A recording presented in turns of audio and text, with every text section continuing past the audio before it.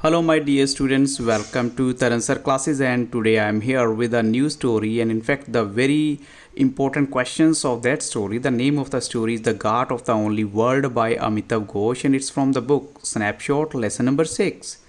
So let's look at the very first question here. When and where did Aga Shahid Ali first talk of his death?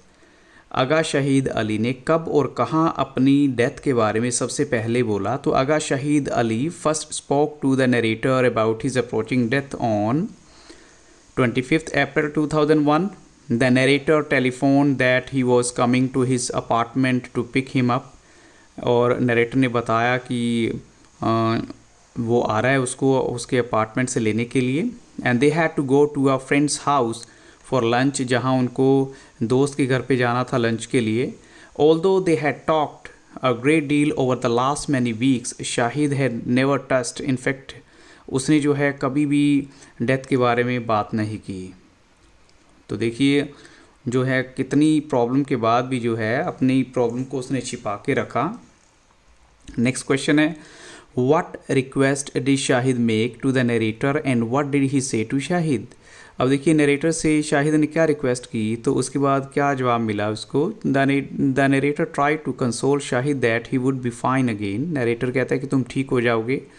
Shahid ignored his assurance and cut him short, और उसको जो है उसने बिल्कुल इग्नोर किया. He requested the narrator to write him something after his death. वो कहता है देखो मेरे बारे में कुछ लिखना मेरे मरने के बाद. The narrator was shocked into silence, but Shahid insisted on extracting a promise.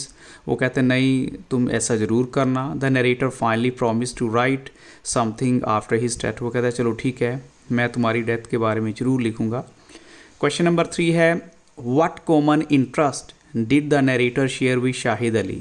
कौन कौन से कॉमन इंटरेस्ट जो है नरेटर ने शेयर किए शाहिद अली के साथ?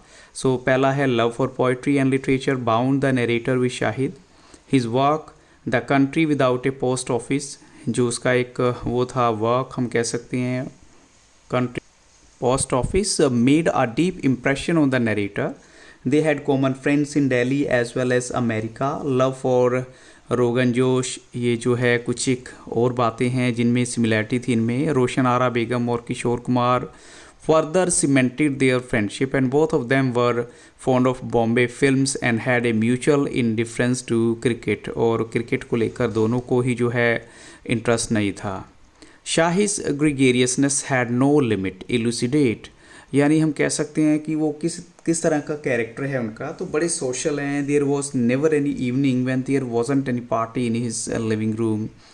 और उनके सोशल होने का सबसे बड़ा रीज़न क्या है कि वो बीमार भी थे, लेकिन उनके जो सबसे अच्छी बात थी कि इवन आफ्टर बीइंग सिक वो हमेशा खुश रहते थे. उसके जो हमेशा रूम में पार्टी रहती थी, और there were always some half dozen and more people gathered inside. They included poets, students, writers and relatives, and someone would always be cooking or making tea in the kitchen. So almost to the very end he was an endless meal of talk. अब देखिए talk होती थी, laughter था, food and of course poetry, ये सब चीज़ें हमेशा चला करती थी. आप देख सकते थे उसके रूम में जो है इतने सारे लोग बैठे होते थे, and they would enjoy talking to him, और पोइट्री के बारे में डिस्कशन होता रहता था. सो नेक्स्ट क्वेश्चन है, give an example to show Shahid sharpness in repartee. अब हमें बताना है शाहिद की शार्पनेस एट डिफरेंट ओकेजन, यानी शाहिद वाज क्वाइट विटी, बहुत विटी, समझदार है. Once a lady security guard at Barcelona airport stopped him. एक बार एक लेडी सिक्योरिटी गार्ड ने उसे एयरपोर्ट पर रोका, and he in fact she asked him what he was doing in Spain. तो वो कहते हैं कि writing poetry, he said. And finally the woman asked if he was carrying anything that could be dangerous to the other passengers. तो शाहिद ने क्या reply दिया? He clapped a hand to his chest and cried only my heart. तो आप देख सकते हैं कि कितने जॉली उनका नेचर था. नेक्स्ट क्वेश्चन नंबर 6 है, give an example to show Shahid's secular credentials. अब आपको बताना है उनका रिलीजन्स को लेकर क्या आउटलुक था. So Shahid was secular in his outlook and he remained a firm believer in the separation of politics and religion. His outlook was all inclusive, and in his childhood he wanted to create a small Hindu temple in his room. वो अपने room में देखो being a मुस्लिम एक Hindu temple चाहते थे श्रीनगर में. So his mother bought him the idols of in fact the other things. So he hated fanaticism. उन्हें जो है दिखावे से बहुत नफरत थी, उन्हें बिल्कुल भी अच्छा नहीं लगता था कि किसी भी तरह का दिखावा किया जाए. So next question है, Shahid wanted to go back to Kashmir to die. Why should not he go there? अब वो कश्मीर जाकर ही मरना चाहते थे, लेकिन ऐसा क्यों नहीं कर पाए. So Shahid realized that his days were numbered.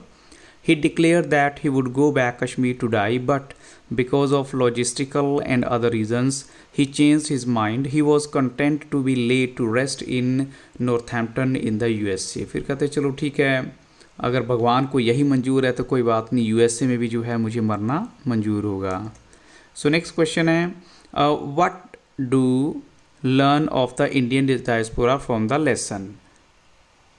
Question को थोड़ा मॉडिफाई करेंगे. What do we learn of the Indian diaspora from the lesson, यानी इंडियन डायस्पोरा होता है कि इंडिया के कल्चर की एक झलक कैसे नज़र आती है. So there was a group of people, all Indians living in the USA.